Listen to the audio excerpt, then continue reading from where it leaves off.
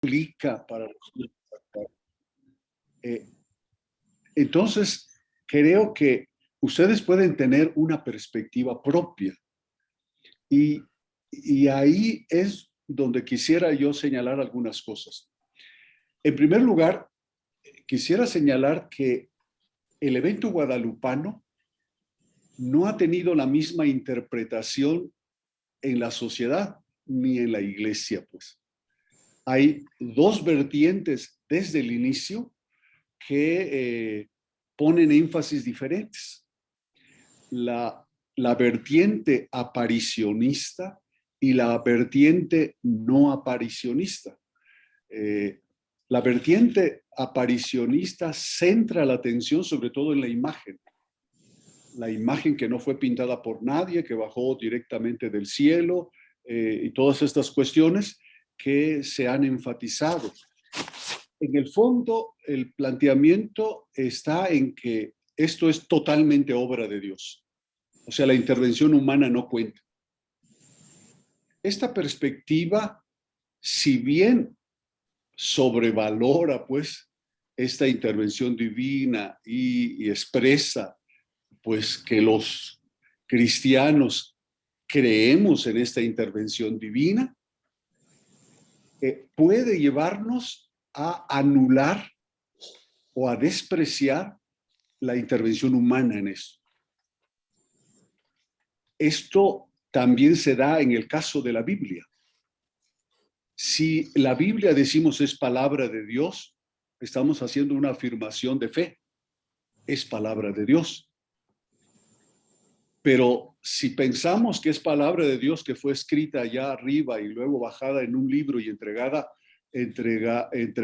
a Moisés o a los que fueron, los que recibieron esta palabra sin pensar en la intervención humana que hubo ahí, pues entonces estamos igual desvirtuando la Biblia, porque la Biblia es palabra de Dios, pero antes es palabra de Moisés, es palabra de Isaías, es palabra de Jeremías, es palabra de los profetas, es palabra de un pueblo, es la experiencia de un pueblo, donde encuentra a Dios, donde percibe esta palabra y esta acción de Dios.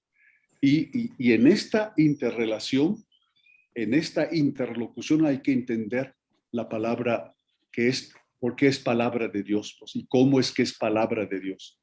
Y en ese sentido, para poder entender la Biblia, necesitamos entender la palabra humana que fue el instrumento para expresarse Dios. Con más razón en el caso del evento guadalupano. El evento guadalupano solamente se entiende dentro del contexto donde está Juan Diego, donde están los exalumnos del seminario indígena de la Santa Cruz, donde están aquellos misioneros que captaron que aquí había una palabra importante que nos da un rostro especial de Dios. Lo que los tres primeros misioneros laicos que llegaron, los franciscanos, Pedro de Gante, Juan de Tecto, Juan de Agora, expresaron al año de estar aquí cuando llegaron los 12 y que lo reporta Jerónimo de Mendieta en la historia eclesiástica indiana. Cuando nos dice que cuando los 12 llegaron y cuestionaron a los tres que ya estaban aquí, ¿qué han hecho? Ustedes no han destruido los ídolos, no, siguen todo en pie, ¿qué han hecho? Y Juan de Tecto respondió, estamos aprendiendo la teología que del todo punto ignoró San Agustín. Y añade Jerónimo de Mendieta, y quien lo estaba diciendo, Juan de Tecto, fue profesor de teología en la Universidad de París, 14 años. O sea que era alguien que sabía lo que estaba diciendo, no estaba inventando. estaban aprendiendo la teología que del todo punto ignoró San Agustín. Es decir, otra teología. Una teología en esquemas de aquí. Y estaba refiriéndose a la lengua, estaba refiriéndose a la cultura. Y no lo dice Jerónimo de Mendieta, pero estaba refiriéndose a la experiencia religiosa del lugar. Entonces, eso que captaron esos misioneros, bueno, está detrás de la perspectiva que entiende la intervención de Dios a través de la intervención humana.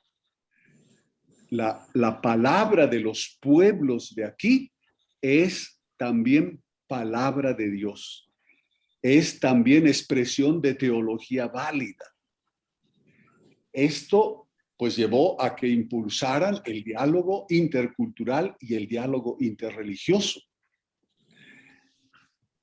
Cosa que no prosperó al final, pero generó esta perspectiva de lo guadalupano.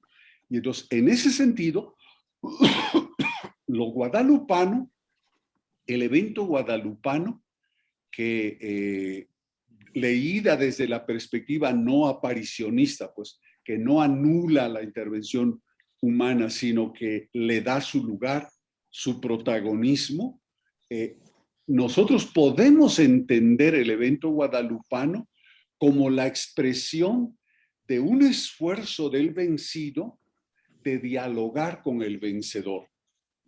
Y así, echando mano de un conocimiento muy profundo de sus raíces culturales, de su experiencia religiosa, que eso fue lo que propició el Seminario Indígena de la Santa Cruz, impulsado por misioneros que estaban en esta línea. Bernardino de Sahagún estuvo impulsando esto y es el padre de la antropología en México, impulsando que los seminaristas no solo conocieran lo que venía de fuera, sino que conocieran lo propio y que hicieran un diálogo entre esto.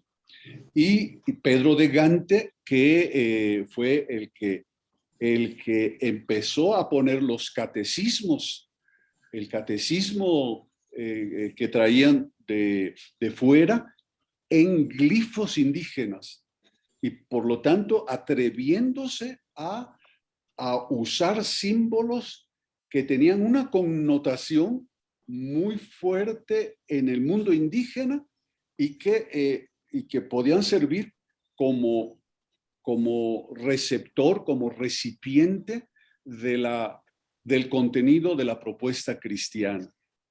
Sabemos lo difícil que fue para los misioneros acompañar este proceso. Bernardino de Sahagún tiene momentos en que parece que está en contra de todo esto. Sí, porque la Inquisición pues casi lo excomulga y le quemó todos sus libros. Gracias a que algunos de esos libros los guardó en algún lado en que no se quemaron, conocemos eso. Conocemos el diálogo de los 12, conocemos varios textos que después son lo que nos sirve para poder entender el evento guadalupano. Y bueno, la perspectiva aparicionista entiende la evangelización como el triunfo de la conquista material y conquista espiritual. O sea, la obra se llevó desde el lado de las armas y también desde la evangelización. Pero el evento guadalupano expresado en el Nican Mopoua es el texto que nos permite entender cómo el vencido es capaz de llevar sus flores al que llegó y mostrar que esas flores son tan válidas para los de aquí como también para los que llegaron. Por eso, en el llevar las flores, que son las verdades fundantes, verdades fundamentales de la gente de aquí, él podía decir, yo te llevo no cempalzúchil, no las flores nuestras de aquí, te llevo tus propias flores, castilan xochitl, las rosas, pues, que aquí no había. Y te llevo tus propias rosas que yo cultivo en medio del frío del invierno, en medio del hielo, en medio de la enfermedad del tío, en medio de la incomprensión, cultivo en el Tepeyac. Entonces, y poder lograr que Zumárraga, el obispo, recibiera estas flores, pues le costó muchísimo, pero lo logró. Y cuando Zumárraga recibe las flores de rodillas, es decir, en actitud humilde, que es esa escena que a los clérigos y sobre todo a los obispos no les gusta, que el obispo está arrodillado frente a Juan Diego, bueno, ese es el logro de Juan Diego, tocar el corazón del que llegó y que es cabeza de la iglesia y cabeza de la Inquisición y que ya había mandado quemar a uno de los seminaristas del seminario indígena de la Santa Cruz, Carlos Ometostli Chichimecatecuhtli, el de Texcoco.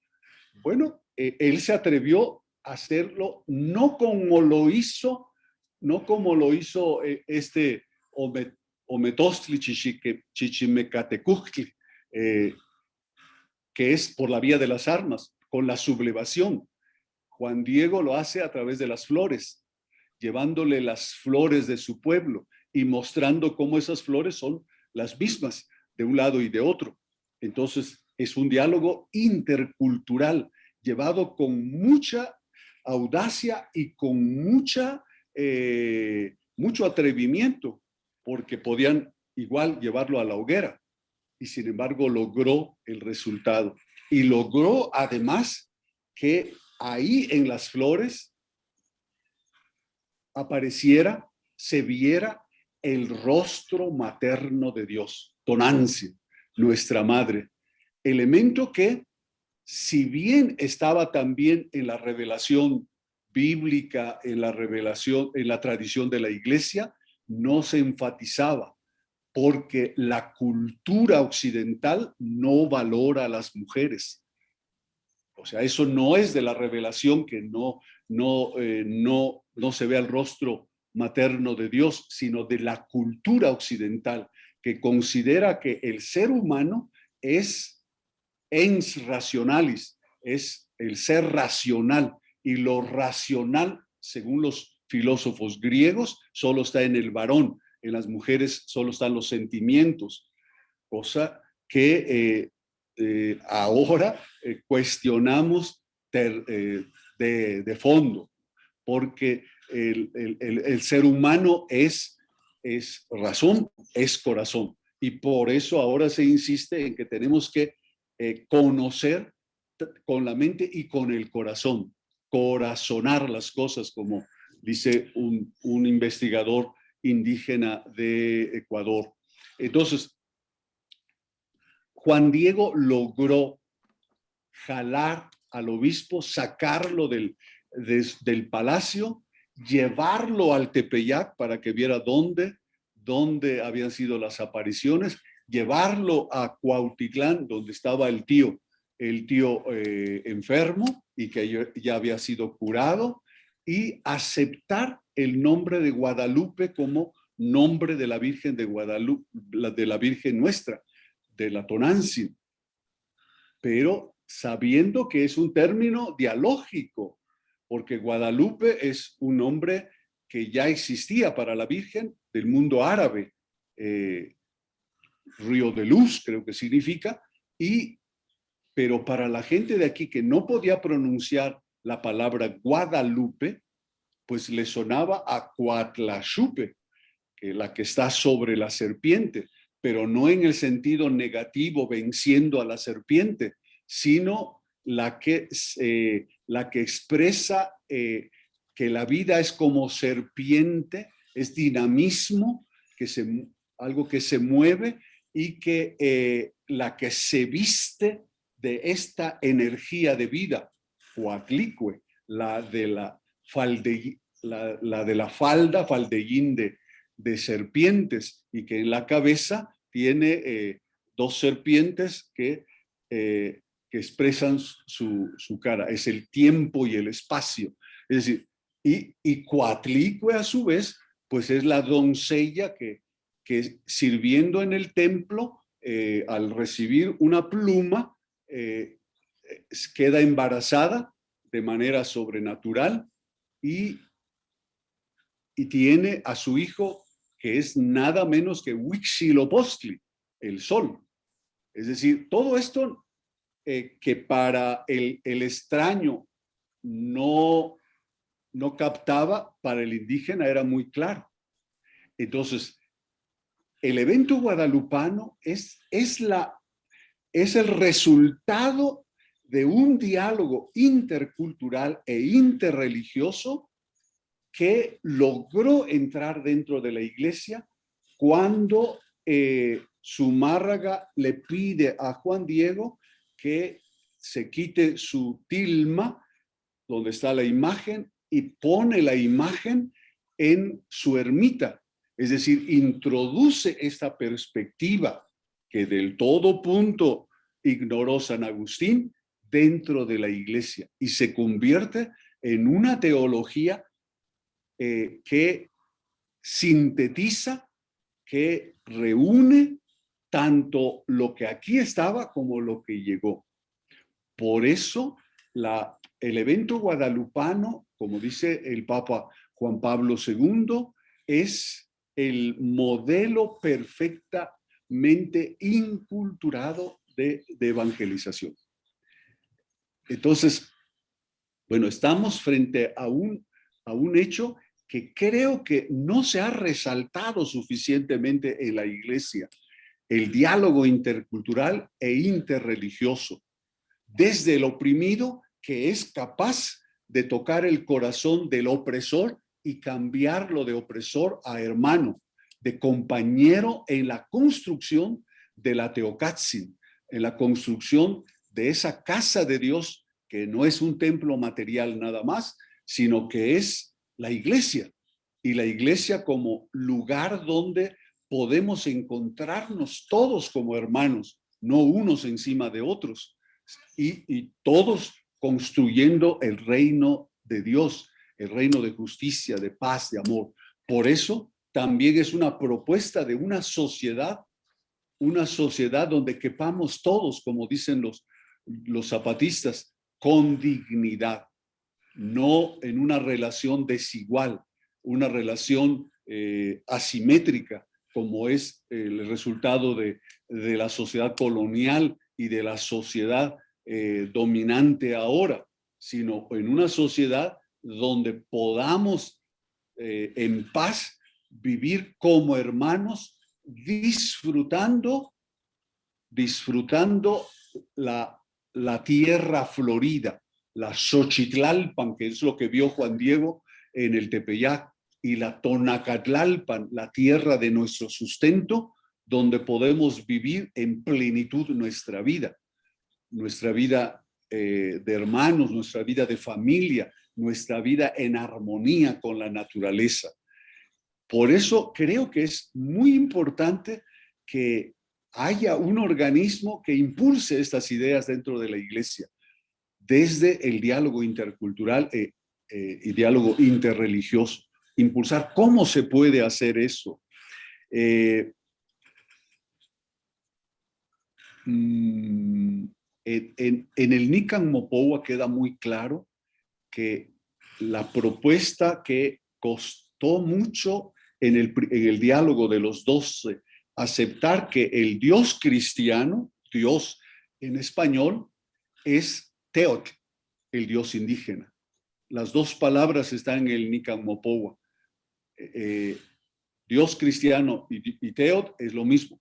Y este mismo esquema ya se había usado en la traducción de los 70 antes de Cristo, cuando se pasó del traducir del hebreo al al griego el Antiguo Testamento, los 70, cuando cómo poner el nombre de Dios, para ellos ni siquiera se podía poner el nombre porque Yahvé, Yishye, no se debía pronunciar. Pero cómo ponerlo en griego, pues usaron el término que ya existía, Theos, y entonces, bueno, se atrevieron a usar un esquema que no era a lo mejor tan apropiado, pero sirvió para transmitir lo que era la experiencia de Dios de los hebreos al mundo. En el caso